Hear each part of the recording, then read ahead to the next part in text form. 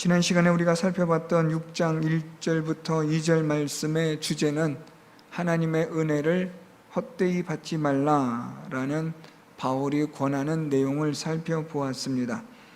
하나님의 은혜를 헛되이 받지 않으려면 지금 은혜 받을 만한 때 구원의 날에 그리스도의 복음을 믿어야 한다라는 바울의 권면이었습니다.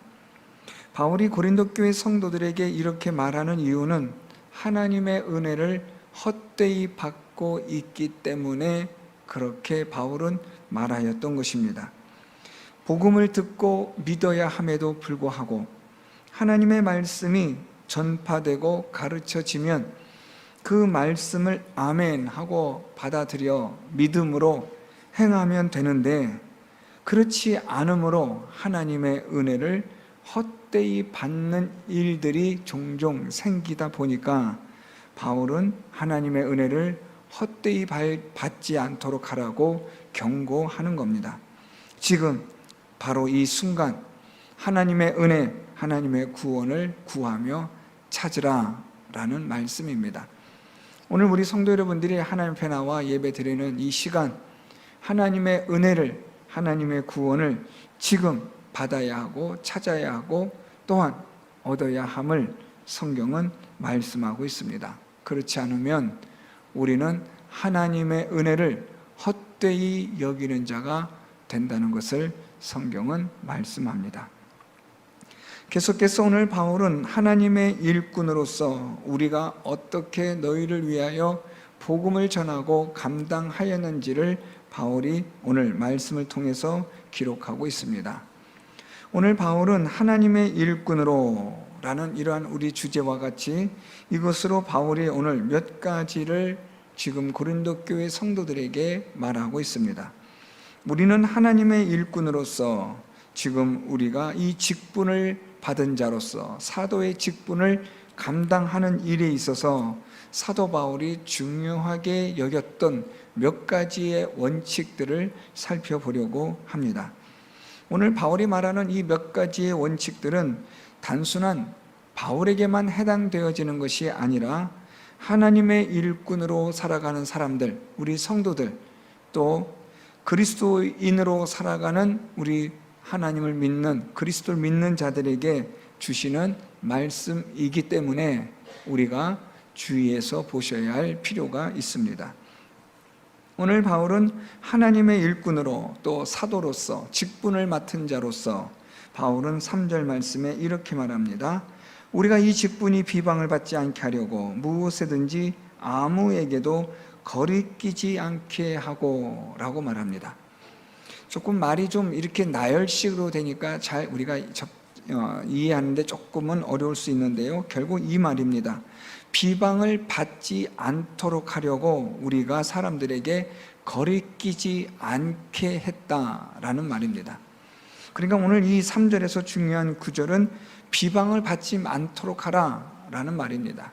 욕을 먹지 않도록 해라, 사람들에게 욕먹는 짓 하지 마라, 그리스도의 일꾼으로서, 하나님의 일꾼으로서, 또한 사도의 직분으로서, 또 교회에서 직분을 맡은 자로서 감당할 때 첫째로 비방을 받지 않도록 하라, 욕먹지 않도록 하라는 말입니다. 사람들에게 이러한 일로 인하여, 너희들이 하는 일로 인하여 너희들이 비방을 받는 일이 있지 않도록 해야 하는데, 그러려면 거리끼지 않게 해야 한다라고 바울이 말합니다. 아무에게도 거리끼지 않게 하다. 이 거리끼다라는 이 단어가 중요합니다. 거리끼다라는 말은 실족하다라는 뜻도 있고요, 죄를 범하다라는 뜻도 있습니다. 그래서 지금 바울은 비방을 받지 않으려면 사람들에게 욕을 먹지 않고 또 사람들에게 비난의 대상이 되지 않으려면 죄를 범하지 않도록 주의하라는 말입니다. 그리스도인으로서 또 일꾼으로서 하나님을 위하여 일하는 자로서 또는 교회의 직분을 맡은 자라고 한다면 무엇보다도 비방을 받지 않도록 조심해야 한다라는 말입니다.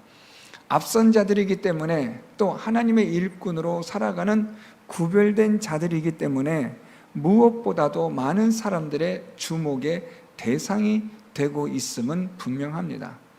그렇기 때문에 우리는 사람들로부터 비방을 받지 않도록 우리가 죄를 범하는 일, 실족하는 일이 없도록 주의하라.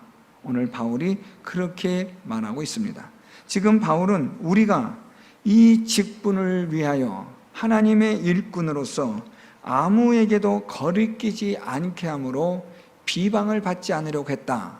오늘 이것이 바울이 사도로서의 직분을 위하여 그가 가지고 있는 첫 번째 원칙, 원리를 말하고 있습니다. 비방을 받지 않도록 하라, 욕먹지 않도록 해라 라는 말입니다. 교회를 다니는 사람이 세상 사람들로부터 비난받지 않도록 해라, 욕을 먹지 않게 잘 처신해라 라는 말씀이기도 합니다. 오늘날 그리스도인들이 욕먹는 경우가 얼마나 많습니까? 욕을 먹는 것은 다름 아니라 죄를 범하였고 실족하였기 때문에 세상 사람들로부터 비난을 받는 겁니다. 교회 다니는 사람들이 더하다 라는 말을 듣기도 하고, 어떻게 교회 다니는 사람이 저럴 수 있나 라는 말을 듣는 것이 다 이런 내용입니다. 그래서 오늘 바울은 말하기를 비방을 받지 않도록 주의해라, 실족하지 않게 해라, 죄를 범하지 않도록 하라고 권면하고 있습니다. 두 번째, 바울이 사도로서의 직분, 하나님의 일꾼으로서 가지고 있는 원칙은 4절부터 5절 말씀인데요, 많이 견디는 것입니다. 우리 4절 중반절에 보면 많이 견디는 것과 라고 시작하면서 바울이 무엇을 견디었는가를 말해주고 있습니다.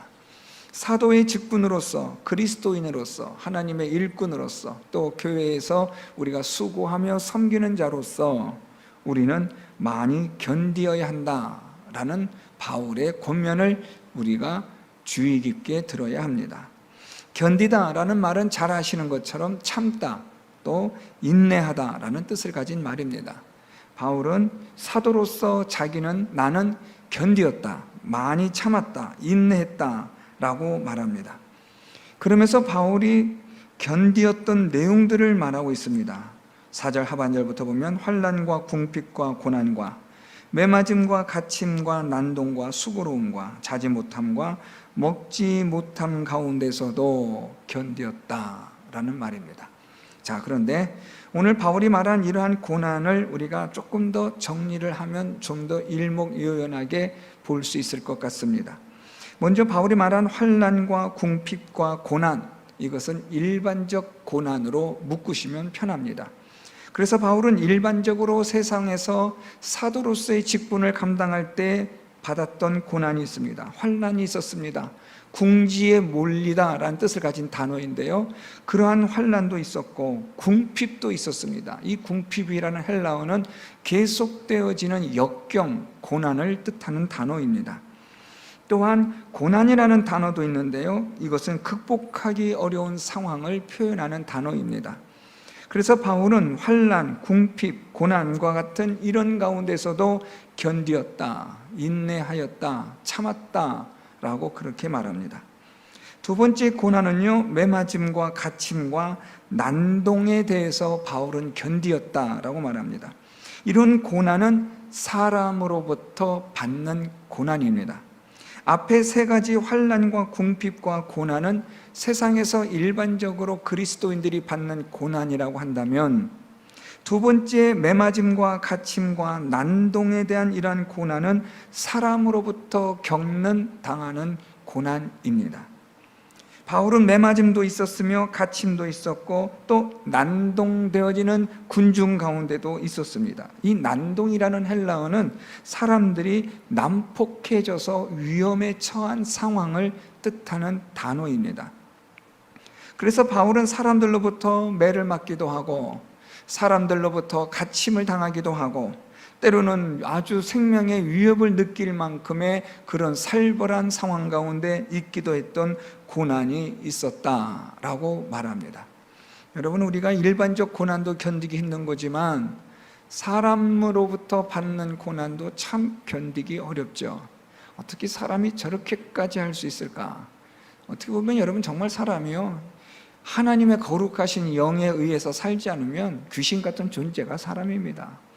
사람을 죽이는 존재가 결국은 사람이에요. 여러분 요즘 뭐 뉴스 보면 얼마나 끔찍하고 얼마나 무서운 일들이 많이 일어납니까? 인천 어느 대학교에서 있었던 일들만 봐도 그냥 이제 이런 것들이 너무나 많이 끔찍하게 신문에 뉴스에 오르내리다 보니까 우리가 그냥 만성화 되어져 버려서 그렇지, 가만히 생각해 보면 정말 소름 끼치는 일들 아니겠습니까? 어떻게 사람이 그럴 수 있을까? 술을 먹고 방탕하게 되어지면 결국은 악한 일을 행하게 된다고 성경은 경고하고 있지만, 그래도 그렇지 사람이 어떻게 그럴 수 있을까? 여러분, 사람으로부터 받는 고난만큼 심각한 게 있을까 싶습니다. 어쨌든 바울은 이런 사람으로부터 받는 고난으로부터 견뎌냈다라고 말하는 겁니다. 세 번째 바울이 말한 고난이 있습니다. 수고로움과 자지 못함과 먹지 못함의 고난에 대해서 견디었다라고 말하는데요, 이 세 번째 바울이 말하는 수고로움, 자지 못함, 먹지 못함이라는 것은 바울이 자발적으로 겪는 고난이라고 말할 수 있습니다. 바울은 스스로 자기의 열심을 가지고 수고롭게 충성을 다합니다. 사도로서의 직분을 감당하기 위해서 바울은 정말로 눈붙일 겨를도 없이 복음의 사명을 감당하는 헌신된 충성된 사람이었습니다. 때로는 자지 못합니다. 때로는 먹지도 못하며 이 모든 고난을 견디어냈다라고 바울은 그렇게 말하고 있습니다. 사도로서, 하나님의 일꾼으로서, 그리스도인으로서 이러한 고난들이 있는데 이러한 고난들을 견디어야 한다. 오늘 바울은 그렇게 말하는 겁니다. 사랑하는 성도 여러분, 우리가 그리스도인으로 살아갈 때, 하나님의 일꾼으로 살아갈 때, 또 교회를 섬기는 자로 살아갈 때 이게 쉬운 일이 아닙니다. 왜냐하면 고난이 있기 때문에 그래요. 비방도 받지 않도록 조심해야 할 뿐 아니라 고난이 있는데 이 고난을 견뎌내야 한다라는 겁니다. 때로는 우리가 잘 아는 것처럼 그냥 여러 가지 환난과 궁핍이라든가 또는 고난으로 인한 일반적인 그 고난도 참 고난을 견뎌내기가 어렵습니다. 거기에다가 사람들로부터 받는 고난까지 더해지면 참 이것보다 더 심각한 게 어디 있겠습니까?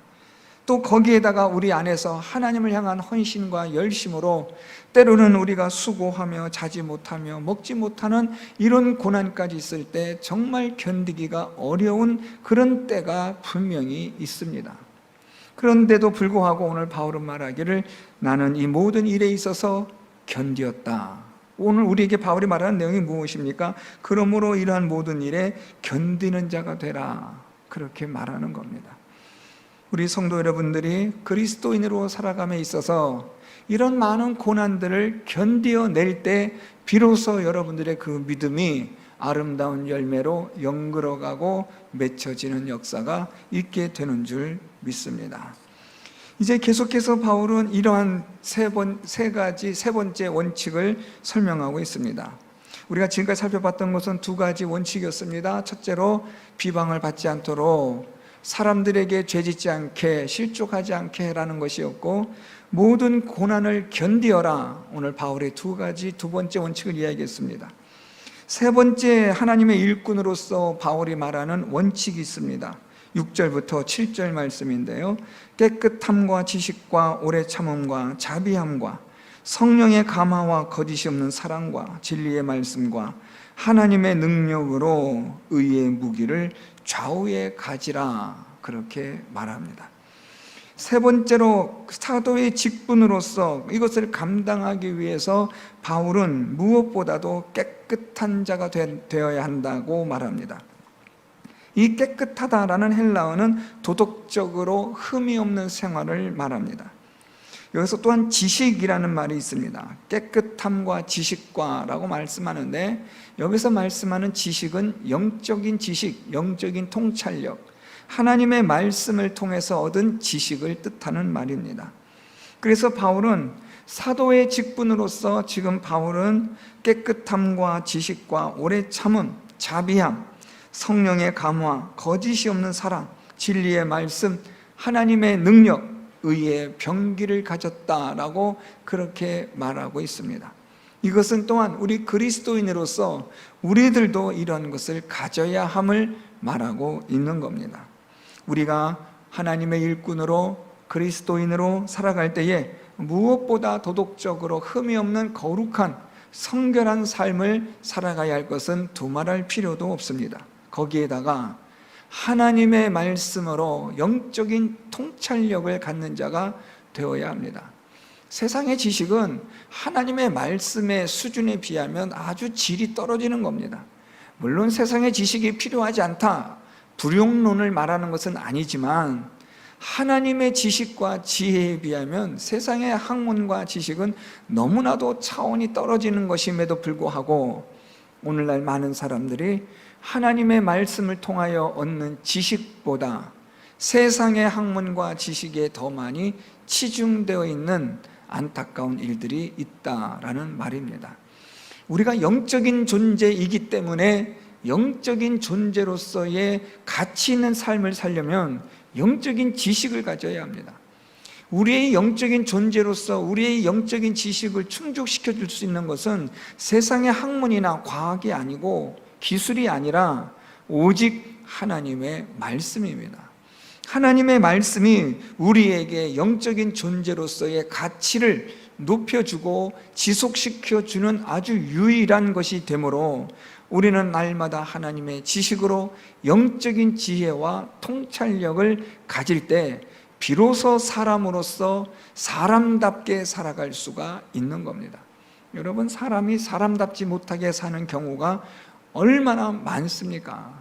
사람이 사람답지 못하는 이유는 영적인 존재의 가치를 누리지 못하고 그렇게 살지 못하기 때문입니다. 아무리 세상의 과학이 발달하고 기술이 발달하고 문명이 발달한다 할지라도 사람은 죄악된 본성과 본능을 가진 존재라는 이것을 벗어날 수가 없는 겁니다. 이 죄로 인하여 갇혀진 이 사람에게 무슨 선한 일이 나오겠습니까? 오직 하나님의 말씀으로 영적인 지식으로 영적인 통찰력을 가질 때만 사람답게 하나님의 거룩한 형상을 가진 존재로서 가치를 구현하여 살아갈 수가 있는 겁니다.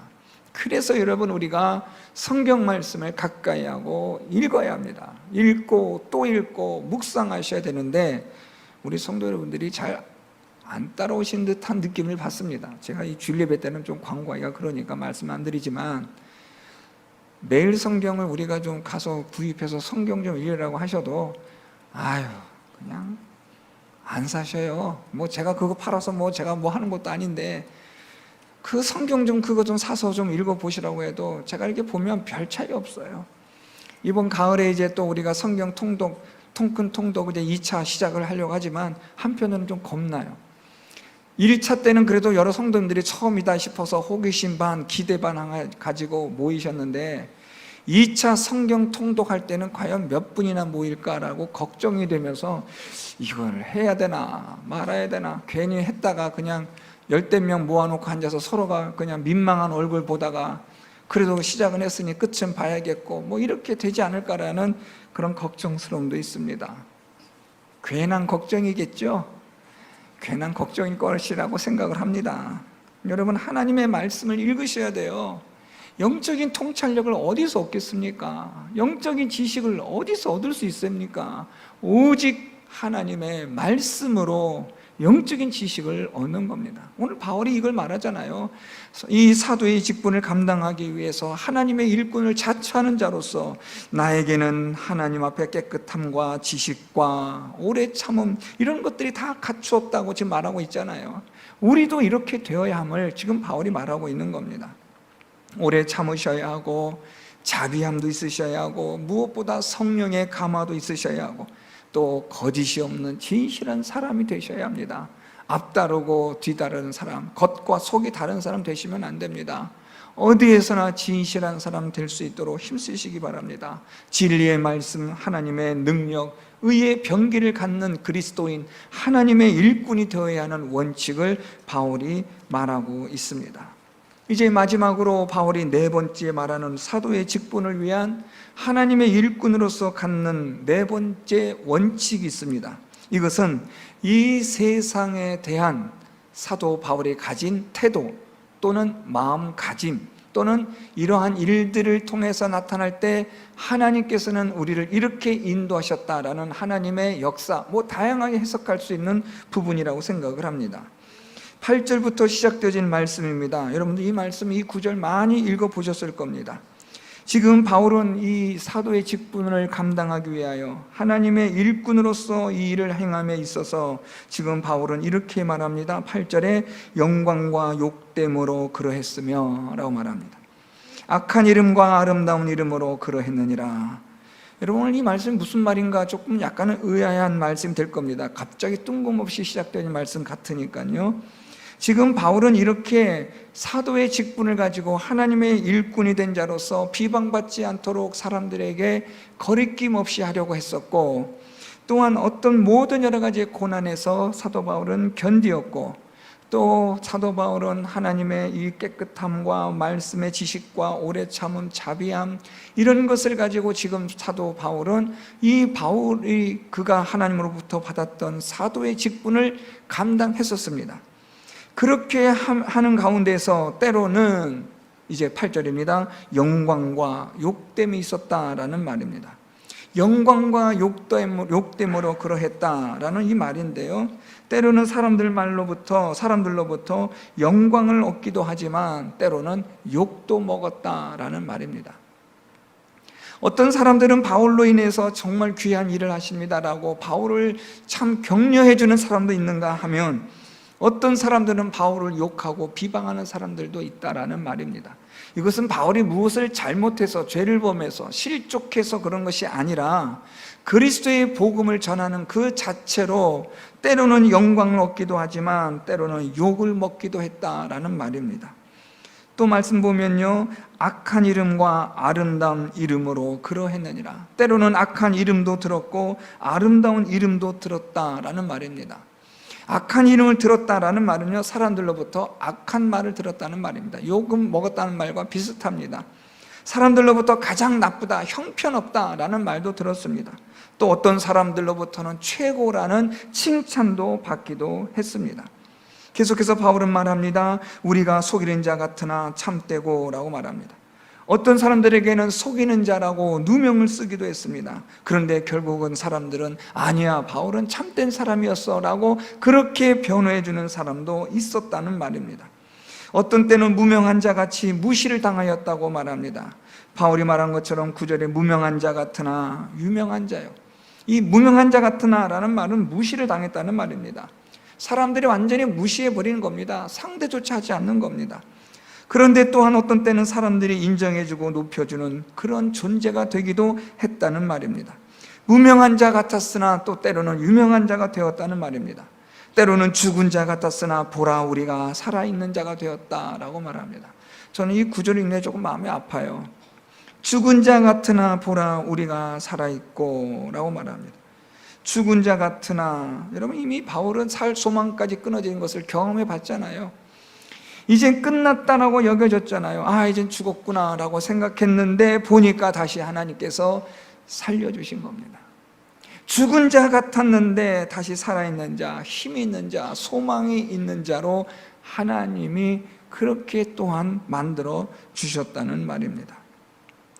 징계를 받는 자 같으나 죽임을 당하지 아니하고, 여러분 이 말씀 좀 우리가 심각하게 보셔야 돼요. 징계를 받는 자 같았으나 죽임을 당하지 않았다. 바울이 무슨 징계를 받았을까요? 그것은 다름 아니라 하나님의 말씀으로 바울이 하나님 앞에서 징계를 받는 거예요. 여러분, 우리가 하나님 말씀을 읽다 보면 하나님 말씀이 너무너무 우리에게 아플 때가 있어요. 무슨 말인가 하면, 하나님 말씀을 깊이 묵상하다 보면 하나님 말씀이 뼈를 때리는 말씀이기 때문에 아파요. 견딜 수가 없는 거예요. 하나님 말씀 앞에서 우리 자신을 돌아보고 내 생활을 돌아보고 내 삶을 되돌아보면 죽을 것만 같은 두려움이 있는 거예요. 이거 죽을 수밖에 없는 거 아닌가? 이 살 소망이 없는 사람 아닌가? 이래놓고도 내가 무슨 하나님의 믿는 사람이라고 말할 수 있는가? 이래놓고 내가 무슨 직분을 맡았다고 말할 수 있겠는가? 바울은 여러분 지금 하나님 앞에서 하나님 말씀을 통해서 징계를 받는 자같이 여겨지는 거예요. 오라 나는 공고한 자로다. 바울이 얼마나 마음속으로 심적으로 고통스러워하고 괴로워했으면 로마서에서 로마 교회의 성도들에게 나는 공고한 사람이라, 정말 나는 괴로워 견딜 수 없겠다라고까지 그렇게 한 번도 보지 못한 로마 교회 사람들에게 자기 마음을 그렇게 드러냈겠습니까? 그만큼 하나님 말씀을 읽다가 징계를 받는 자 같은 괴로움을 느끼는 거예요. 그런데 그 징계를 받는 자 같은 상황에서, 그 고통 속에서 하나님께서 죽임을 당하지 아니하고 은혜를 베푸시는 것을 경험하는 거예요. 죽을 수밖에 없는 자인데 하나님께서 은혜를 베풀어 주시는 거죠. 하나님의 은혜로 우리가 살아있는 거죠. 저나 여러분 우리 모두는 사실 하나님 은혜로 100% 살아가는 자 되는 줄 믿습니다. 하나님의 그 공의와 정의 앞에 우리가 감히 나는 살아갈 만한, 살 수 있는 존재라고 말할 수 있는 사람이 누가 있겠어요? 우리 모두는 하나님의 공의 앞에, 정의 앞에 우리는 다 죽을 수밖에 없는 존재 아닙니까? 그럼에도 불구하고 우리가 내가 살아있다는 것은 이게 뭡니까? 하나님의 은혜로밖에 설명이 되지는 않는 겁니다. 하나님의 말씀에 비춰보면 당연히 징계를 받아야 하고, 하나님의 말씀을 따라 읽다 보면 우리는 당연히 1000만 번 죽어야만 하는 존재인데, 내가 지금도 아직도 살아있다는 것은 하나님의 은혜와 사랑 밖에는 설명이 되질 않는 겁니다. 오늘 바울이 말하기를 징계를 받는 자 같으나 죽임을 당하지 않았다는 거예요. 10절에 보면 여러분, 근심하는 자 같으나 항상 기뻐했다라고 말합니다. 근심하는 일들이 왜 없겠습니까? 그런데 이런 근심하는 자 같으나, 그러나 바울은 하나님 주시는 기쁨으로 또한 기뻐할 수 있는 자가 되었다고 말합니다. 가난한 자 같으나 많은 사람을 부유하게 했다. 이런 이 구절도 참 감동적이에요. 지금 바울이 말하기를 가난한 자 같으나, 사실 돈 없을 때가 얼마나 많아요. 복음을 전하기 위해서 바울이 지금 때로는 자기가 일을 해서 돈을 벌어서 복음을 전하는 일을 했었는데, 여러분 바울의 생활이 그렇게 녹록지 않았거든요. 물론 바울을 돕는 여러 성도들이 있었지만 때로는 누구에게도 말 못할 그런 부족함이 얼마나 많았겠어요. 바울의 서신을 가만히 보면 바울은 참 많이 궁핍하고 어려웠던 것으로 보여져요. 오늘 말씀에도 보면 지금 바울은 가난한 자 같으나 라고 말해요. 가난했거든요. 힘들어요. 여러분 우리가 돈 모자르고 부족하고 없고 하면 얼마나 어렵고 힘듭니까? 여러분 정말 때로는요, 돈 1000원이 없어서 우리가 아무것도 못할 때 여러분 그런 무력감 경험해 보셨죠? 돈 1000원, 어떻게 보면 어떤 사람들에게는, 대부분 사람들에게는 아무것도 아닌 돈 1000원이 없는 사람에게는 이게 기막힌 돈인 거예요. 그런 무력감, 거기서 오는 자괴감, 절망감, 이건 이루다 말할 수 없지 않겠어요? 바울이 지금 말하기를 가난한 자 같으나, 가난한 삶이 있었어요. 궁핍한 삶이 왜 없었어요? 있었단 말입니다. 그런데 오늘 바울이 말하기를 많은 사람을 부유하겠다고 말해요. 여러분 도대체 이게 무슨 말이에요? 가난한 바울이 사람들을 어떻게 부유하게 할 수 있습니까? 무슨 바울이 로또 탄 것도 아니고 어떻게 바울이 이렇게 부유한 자가 될 수 있습니까? 이 부유한다는 것에 생략된 말이 있는데, 믿음으로 부유한 자가 됐다는 거죠. 가난한 자이지만 하나님의 말씀을 믿음으로 부유한 자가 되게 하고, 부유한 자라는 거예요. 아무것도 없을지라도 내 안에 계신, 내게 계신 예수 그리스도로 말미암아 나는 무엇이든지 할 수 있다. 지금 바울은 여러분 모든 것이 다 가능한 거예요. 왜요? 예수 그리스도 안에 있으면, 예수 그리스도를 믿는 믿음이 있으면 가난한 자 같으나 모든 것을 부하게 할 수 있는, 모든 것을 가능케 하시는 하나님의 능력을 나는 믿기 때문에 나는 모든 것을 부유하게 하는 자가 된다라는 것을 오늘 지금 바울이 말하고 있는 겁니다. 마지막 말씀 볼까요? 아무것도 없는 자 같으나 모든 것을 가진 자로다. 마지막에 여러분 압권입니다. 마지막 10절 하반절에 아무것도 없는 자예요. 여러분 바울이 뭐가 있겠습니까? 로마 감옥 새방에서 그냥 거기 있다가 죽임을 당하잖아요. 아무것도 없는 사람이에요. 여러분 겨우겨우 옆에서 도와주는 사람들로 인해서 생계를 유지하며 살았던 바울이니까 뭐가 있겠습니까? 겉옷 하나 덧옷 이것이 없어서 나중에 올 때 그것을 가지고 오라고 말할 정도로 바울은 정말 궁핍하게 살았던 사람이거든요. 아무것도 없는 사람이에요. 그런데 오늘 마지막 하반절에 보면 모든 것을 가진 자로다. 바울에게는 이 세상에 있는 것이, 그것에 바울은 중요한 것이 아닙니다. 바울에게는 영원한 하나님의 나라를 소유한 사람이기 때문에 그게 있음으로 모든 것을 가진 자 같이 되는 거예요. 여러분, 이 세상에 뭐 좀 가진다고 해가지고, 가졌다고 해가지고 우리가 다 가진 것처럼 생각할 때가 종종 드시죠? 아무것도 아닙니다. 영원한 하나님의 나라, 저 영원한 천국에 비하면 이 세상에 우리가 무엇을 가졌다, 쥐었다, 소유했다는 것은 정말 아무것도 의미 없는 것이라는 것을 깨닫는 은혜가 있기를 바랍니다. 이 세상 내가 무엇을 가졌기 때문에 가졌다가 아니라, 이 세상에 내가 무엇이 있든지 없든지 간에 영원한 하나님의 나라를 소유하였으므로 모든 것을 가진 자로다. 그렇게 고백할 수 있는 성도 여러분들 될 수 있기를 바랍니다. 오늘 바울이 말하는 그리스도인으로 하나님의 일꾼으로 살아가는 원칙들을 우리가 살펴보았습니다. 비방받지 않도록 조심하셔야 합니다. 여러분, 우리는 성도로서, 그리스도인으로서, 교회를 섬기는 자로서, 또 일꾼으로서 우리가 비방받지 않도록 늘 항상 모든 일에 실족함 없이 죄를 범하지 않도록 조심하는 성도 여러분 될 수 있기를 바랍니다. 세상으로부터의 많은 고난이 있습니다. 그 모든 고난들을 견뎌낼 수 있기를 바랍니다. 세상으로부터 오는 고난, 사람들로부터 오는 고난, 더 하나님 앞에 가까이 나아가기 위하여 우리 스스로가 겪는 고난들이 있지만, 이 모든 고난들을 끝까지 견뎌낼 수 있는 믿음으로 연단되어지는 성도 여러분들 될 수 있기를 바랍니다. 무엇보다 바울이 말했던 것처럼 깨끗함과 성령의 영적인 깨달음에 통한 지식과 오래 참음, 자비함, 성령의 감화와 거짓이 없는 사랑, 진리의 말씀, 하나님의 능력, 의의 무기, 이런 것들이 여러분들에게 있기를 바랍니다. 그리고 우리가 이 세상에 살아가는 가운데서 때로는 영광을 얻기도 하고 때로는 욕됨을 얻기도 한다는 거 기억하십시오. 항상 좋은 소리만 듣는 거 아닙니다. 항상 칭찬만 듣는 거 아닙니다. 때로는 욕도 먹고 때로는 오해도 받고 때로는 억울한 일도 당하기도 합니다.